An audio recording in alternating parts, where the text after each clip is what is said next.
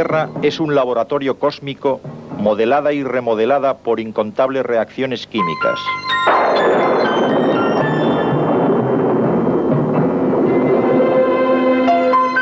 Ciertos factores fundamentales condicionan estas reacciones y las velocidades con que tienen lugar. Velocidad de reacción y equilibrio.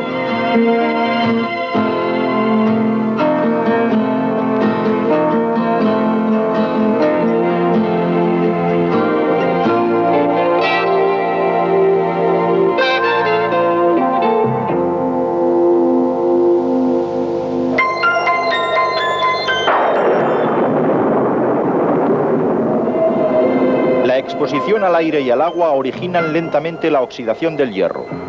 Cuando el hierro se oxida, reacciona químicamente con el oxígeno. Es una reacción lenta, casi imperceptible. Podemos producir la misma reacción en un laboratorio. En vez de un viejo carromato, utilizaremos estropajo metálico, que es hierro en su mayor parte. En vez del aire, que contiene en torno a un 20% de oxígeno, utilizaremos oxígeno puro.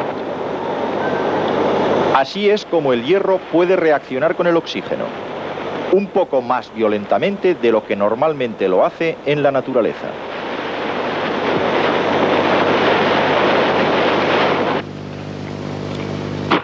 Algo de la madera de una cerilla se quema reaccionando con el oxígeno del aire y en pocos segundos es en su mayor parte carbono. Pero un bosque prehistórico, enterrado en la tierra por enormes cataclismos, necesitará 1 millón de años para que su madera experimente reacciones químicas similares que conviertan también la madera en carbono en forma de carbón. Las reacciones tienen lugar a diferentes velocidades. Dentro de 2 vasos de precipitados vertemos ácido clorhídrico. Una muestra de magnesio a la izquierda y de hierro a la derecha se dejarán caer dentro del ácido. El metal magnesio reacciona rápida y violentamente. Pero en el otro vaso, el metal hierro descansa en el fondo reaccionando con lentitud, una vez más ilustrando una idea básica. Diferentes reacciones tienen lugar a diferentes velocidades. ¿Pero por qué? La respuesta guarda relación con los enlaces químicos. En las reacciones están implicados los enlaces químicos, unos se rompen y otros se forman. Los factores que controlan las velocidades con las que se efectúan estos cambios son los factores que controlan la velocidad de reacción. A temperatura ambiente, el gas metano y el oxígeno casi no reaccionan. Se necesita el calor de una llama para empezar la reacción. Pero a la misma temperatura el óxido nítrico, NO, uno de los productos de los gases de la combustión en los automóviles, se oxida con cierta facilidad originando un pardusco dióxido de nitrógeno, NO2. Esta es una reacción implicada en la producción del smog. He aquí las 2 reacciones. Una, extremadamente lenta, otra, moderadamente rápida. La diferencia de la velocidad de una reacción se basa en la diferencia de la naturaleza de los reactivos, metano y óxido nítrico, lo cual nos conduce a nuestra primera conclusión. La velocidad de reacción depende de la naturaleza de los reactivos. En la reacción moderadamente rápida, entre el óxido nítrico y el oxígeno, tan solo unos pocos enlaces relativamente débiles tienen que romperse. En la reacción extremadamente lenta a temperatura ambiente entre el metano y el oxígeno, tienen que romperse muchos enlaces fuertes. Generalmente, cuanto más fuertes son los enlaces, más lenta será la velocidad de reacción. Y la consistencia y el número de aquellos enlaces dependen de la naturaleza de los reactivos, uno de los varios factores que determinan la velocidad de reacción. Normalmente, no consideramos al trigo como un explosivo. Pero cuando el trigo u otro grano es cargado dentro de los silos para su almacenamiento, el polvo del grano llena el aire del interior del silo. Solo una diminuta chispa o llama y esta mezcla de polvo y oxígeno del aire pueden reaccionar con extrema rapidez, explotando violentamente. Y sin embargo, si está atestado de grano, hay poco peligro de explosión. Muchas sustancias sólidas que reaccionan lentamente en grandes masas reaccionan con rapidez en la forma de polvo.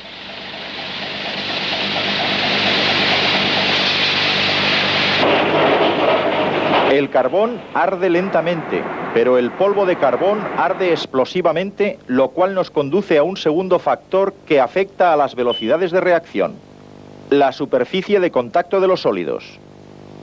El carbón es esencialmente carbono.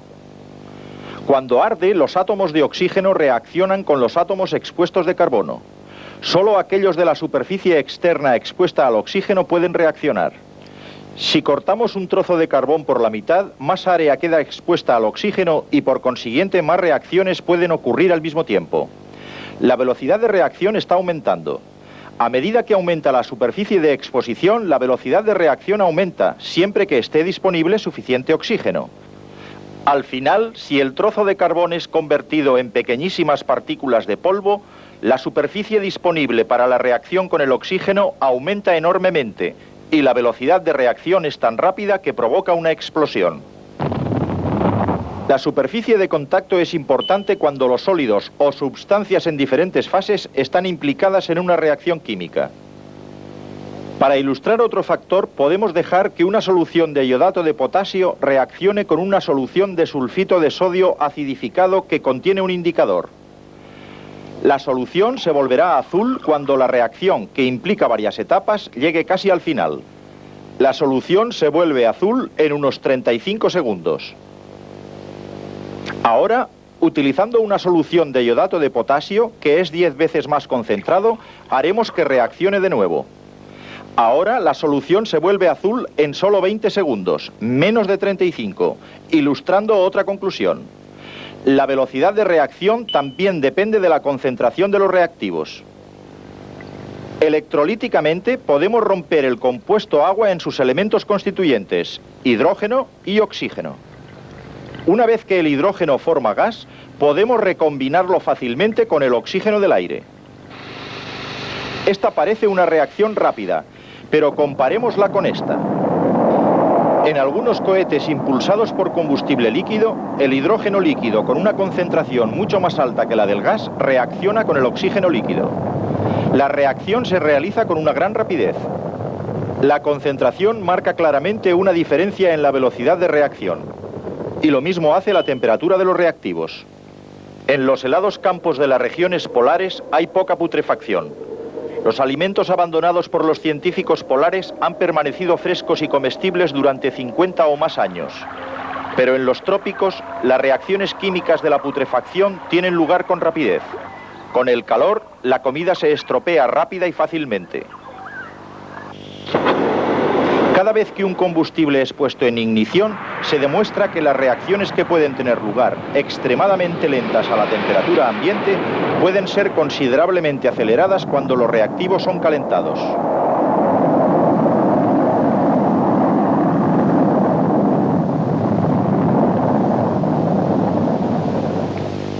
El hecho de que la concentración y la temperatura de los reactivos afecte a la velocidad de la reacción puede ser explicado por el mismo concepto: la teoría de los choques. De acuerdo con esta teoría, las reacciones ocurren cuando las partículas de un complejo activado entran en colisión, y entonces momentáneamente el complejo se descompone en nuevos compuestos. En cualquier reacción concreta, cuantas más partículas hay apiñadas en un espacio dado, más choques ocurrirán. Esto ocurre cuando aumentamos la concentración de los reactivos. A una mayor concentración corresponden más colisiones, y más colisiones en una unidad de tiempo dada ocasionan una velocidad de reacción mayor. La teoría de los choques también nos ayuda a comprender cómo afecta la temperatura a la velocidad de reacción. Cuando una reacción aumenta de temperatura por término medio, sus partículas se mueven más rápidamente, colisionan más frecuentemente y con más energía. Ahora bien, muchas colisiones son flojas. No tienen energía suficiente para formar complejos activados, o si lo hacen, los complejos retroceden a sus configuraciones originales. La teoría de la colisión sugiere que un aumento de temperatura reduce el número de choques flojos de una reacción. Imaginémonos ahora una reacción en términos de una colina y de una esfera. A fin de que la esfera pueda rodar colina abajo, debe aportarse inicialmente una cierta cantidad de energía. Se trata de la energía de activación de la reacción. Si las partículas en colisión tienen energía suficiente, la activación energética se realiza y tiene lugar una reacción. Para cada reacción existe una energía de activación mínima y particular, necesaria antes de que una colisión pueda tener éxito. Si las partículas colisionan demasiado suavemente o con una orientación que requiere más que el mínimo de energía para que se efectúe la reacción, puede ser que no exista la energía de activación suficiente y no ocurra ninguna reacción. Un aumento en la temperatura aumenta la energía de las colisiones. Un gran porcentaje de las colisiones pueden ser efectivas. Además de la naturaleza de los reactivos, de la superficie de contacto, de la concentración y de la temperatura, hay otro factor importante que puede influir en la velocidad de reacción. Una solución de peróxido de hidrógeno se descompone lentamente en agua y oxígeno. Algunas veces se forma una diminuta burbuja de oxígeno. Ahora calentamos la solución. Tal como esperábamos, aumenta la velocidad de la reacción. Observemos lo que ocurre cuando añadimos una solución que contiene iones yoduro. La velocidad de la reacción cambia significativamente. Los iones yoduro actúan como catalizadores. Los catalizadores son sustancias que ejercen profundos efectos sobre la velocidad de reacción. Trabajan para proporcionar lo que se llama una vía de reacción alternativa. Por ejemplo, los iones yoduro cambian la vía de reacción por medio de la que el peróxido de hidrógeno se transforma en agua y oxígeno. En vez de los lentos pasos por medio de los que el peróxido de hidrógeno, H2O2, normalmente se descompone en agua y oxígeno gaseoso, los catalizadores desencadenan una nueva serie de pasos que se suceden muy rápidamente uno tras otro. Los productos de estas reacciones son agua, oxígeno y exactamente la misma cantidad de catalizador que hemos añadido al principio. Los catalizadores aparecen inalterados, pero han hecho que el producto de la reacción se forme a mayor velocidad. Para comprender cómo actúan, imaginémonos una vía de reacción como una ruta en un paso de una montaña. Se necesita una cierta cantidad de tiempo y de energía de activación para alcanzar la cúspide del paso. Un catalizador proporciona una vía de reacción alternativa, una serie diferente de pasos está implicada, una especie de túnel a través de la montaña que no es tan alta para escalar, sino más fácil de recorrer y que requiere menos energía de activación. Los diferentes catalizadores afectan a las reacciones de diferentes formas. Por ejemplo, es muy difícil hacer que el azúcar se queme. Si le aplicamos calor, se volverá de color pardo y finalmente se carbonizará, pero la oxidación no continuará sin un aporte de calor externo. Pero con el catalizador adecuado, el azúcar combinará con el oxígeno tan rápidamente que mantendrá una llama visible. En el interior de nuestros cuerpos también oxidamos los azúcares para alimentarnos y disponer de energía, pero necesitamos quemarlo más lentamente. En nuestros cuerpos, unos catalizadores llamados enzimas están trabajando. Estas sustancias también permiten al azúcar quemarse, pero por medio de unas vías de reacción lentas y complicadas que liberan energía lenta y constantemente. En los organismos vivos, esta lenta oxidación tiene lugar en la mitocondria de sus células durante el proceso de la respiración celular. Los impulsos nerviosos estimulan la producción de sustancias químicas en los extremos de una célula nerviosa. Estas sustancias, las neurohormonas, transfieren el impulso a la célula nerviosa más próxima. Entonces, las enzimas son liberadas para destruir la hormona en una reacción extremadamente rápida, haciendo que la célula nerviosa esté preparada para aceptar otro mensaje en una fracción de segundo. Hasta aquí hemos considerado las reacciones como si solo actuaran en una dirección, reactivos convirtiéndose en productos. Pero toda reacción es en realidad un proceso de doble vía. Por ejemplo, cuando reaccionan el bromuro de potasio y el gas cloro, algunas de sus partículas colisionan y algunas de estas colisiones tienen la suficiente energía para dar por resultado una reacción. En este caso, el resultado es la formación de cloruro de potasio y gas bromo de color parduzco.